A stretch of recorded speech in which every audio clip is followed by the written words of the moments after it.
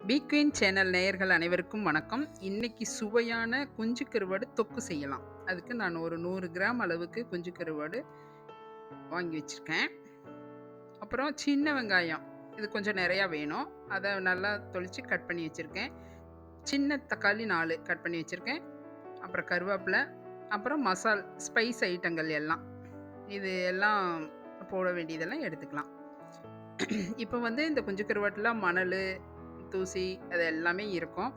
அதையெல்லாம் சுத்தமா நம்ம எ எ இ கையிலயெல்லாம் எடுக்க முடியாது. அதனால ஒரு வெதுவெதுப்பான தண்ணி வச்சு, அந்த தண்ணிய வந்து அந்த குஞ்சு கருவாட்டுல ஊத்திக்கலாம். ரொம்ப சூடா ஊத்துனோம்னா, அதுல இருக்கிற கருவாட்டுல இருக்க சத்து எல்லாமே போயிடும். அதனால சும்மா வெதுவெதுப்பான தண்ணீல மட்டும் அந்த குஞ்சு கருவாட நல்லா அலசிக்கலாம்.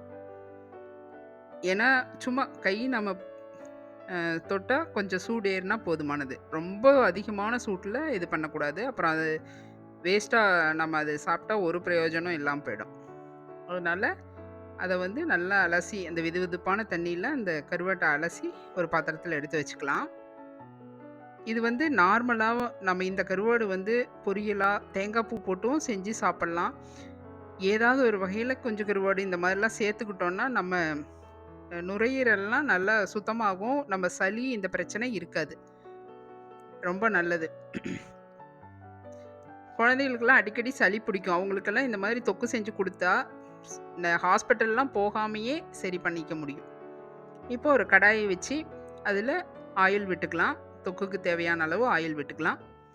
ஒரு 1/4 டீஸ்பூன் கடுகு போட்டு கொஞ்சம் பொரிஞ்ச உடனே நம்ம கட் பண்ணி வச்சிருக்கிற சின்ன வெங்காயம் சேர்த்துக்கலாம். எதா இருந்தாலும் நம்ம சின்ன வெங்காயம் சேர்த்துக்கிட்டோம்னா, அந்த தொக்கு, குழம்பு எதுனாலும் டேஸ்ட் வந்து நல்லா இருக்கும். பெரிய வெங்காயத்துல கொஞ்சம் டேஸ்ட் கம்மியா இருக்கும். சல்லுன்னு இருக்கும்.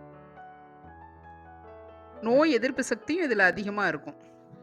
கருவேப்பிலை ஒரு கொத்து போட்டுக்கலாம். இது வந்து வெங்காயம் ஓரளவு கண்ணாடி பதம் வரட்டும். கிளறி குடுத்துக்கலாம். இது வந்து இந்த மாதிரி தொக்கா செஞ்சு சாப்பிட்டா கண்டிப்பா எல்லா குழந்தைங்கள்லேருந்து பெரியவங்க எல்லாருமே இது சாதத்துல பெசஞ்சு சாப்பிட அவ்ளோ டேஸ்ட்டா இருக்கும்.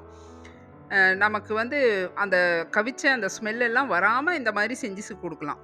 இப்போ வந்து நம்ம கரம் மசாலா 1 டீஸ்பூன், மிளகாய் தூள் 1 டீஸ்பூன், ஜீரகம் தூள் 1 டீஸ்பூனு, அதுக்கப்புறம் ம் கறி மசாலு, மஞ்சள் பொடி, மிளகுத்தூள் இது எல்லாமே போட்டுக்கலாம். கொஞ்சம் கொஞ்சம் அந்த நம்ம எடுத்த அளவுக்கு தகுந்த மாரி போட்டுக்கலாம். போட்டு கொஞ்சம் அந்த எண்ணெயில இது பண்ணிட்டோம்னா, அந்த ரா ஸ்மெல் போயிடும். அதுக்கப்புறம் சின்ன தக்காளியா ஒரு 4 தக்காளி நான் கட் பண்ணி வச்சிருக்கிறேன். நம்ம தொக்கு வந்து கொஞ்சம் கிரேவியா வேணுங்கிறதுக்காக தக்காளி கொஞ்சம் அதிகமா சேர்த்துக்கிறோம். ஒரு சிலர் புளியும் ஊத்திப்பாங்க. அத விட நம்ம தக்காளி கொஞ்சம் சேர்த்து போட்டுக்கிட்டோம்னா, டேஸ்ட்டும் நல்லாருக்கும். இப்ப அந்த தக்காளி எல்லாம் போட்டு வதக்கிக்கலாம். அந்த நல்லா மசியறதுக்கு தேவையான அளவு உப்பு போட்டுக்கலாம். நான் 1 டீஸ்பூன் உப்பு போட்டிருக்கிறேன். இத போட்டு நல்லா கிளறி குடுக்கலாம். அதெல்லாம் பாருங்க, இப்ப தக்காளி எல்லாம் மசிஞ்சு வந்துருச்சு. நமக்கு இல்ல நல்லா கிரேவி வந்து நல்லா சத சதன்னு வேணும், நல்லாவே ஒரு லிக்விட் ஃபார்ம்ல வேணும்னா, நம்ம கொஞ்சம் தண்ணி சேர்த்துக்கலாம் அதுல. தண்ணி சேர்த்து அந்த ரா ஸ்மெல் எல்லாம் போற வரையிலும் நல்லா கொதிக்க வச்சிரலாம். இப்ப பாருங்க எல்லாம் கரெக்ட்டா வந்துருச்சு. இப்ப நாம அலசி எடுத்து வச்சிருக்கிற குஞ்சு கருவாட அதுல சேர்த்துக்கலாம். சேர்த்து நல்லா கிளறி குடுத்துறலாம். இது வந்து கருவாடு சீக்கிரம் வெந்து போயிடும். நல்லா அப்படியே பெரட்டி குடுத்தோம்னா, இல்ல நமக்கு இன்னும் கொஞ்சம் நான் வந்து சத சதன்னு வச்சிருக்கிறேன்.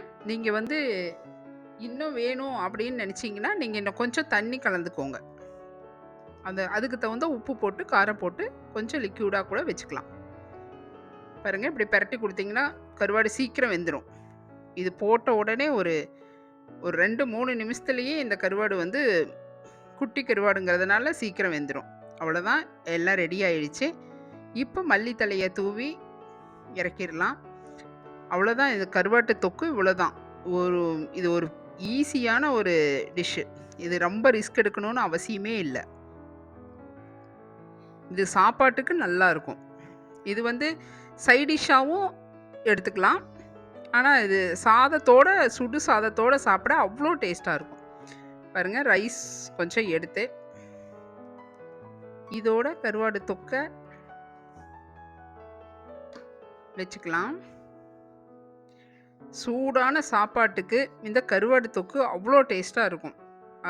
இது சாப்பிட்டோன்னா அப்படியே நமக்கு நெஞ்சில கட்டிருக்கிற அந்த கோலை எல்லாம் அப்படியே கரைஞ்சி வெளியே வந்துடும்.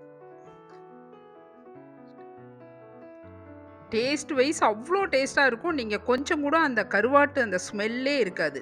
அப்படி அந்த கவிச்சியே இருக்காது. நம்ம ஒரு பொரியல் எப்படி ஒரு தொக்கு சாப்பிட்றோம் அதே சேம் மெத்தடில் தான் இருக்கும். இதே மாதிரி பாருங்க சாதத்தோட சுடு சாதத்தோட சாப்பிட சூப்பராக இருக்கும். இதே மாதிரி நீங்களும் செஞ்சு பாருங்க. பிக் குயின் சேனலை லைக் பண்ணுங்க, சப்ஸ்கிரைப் பண்ணுங்க. மீண்டும் அடுத்த வீடியோவில்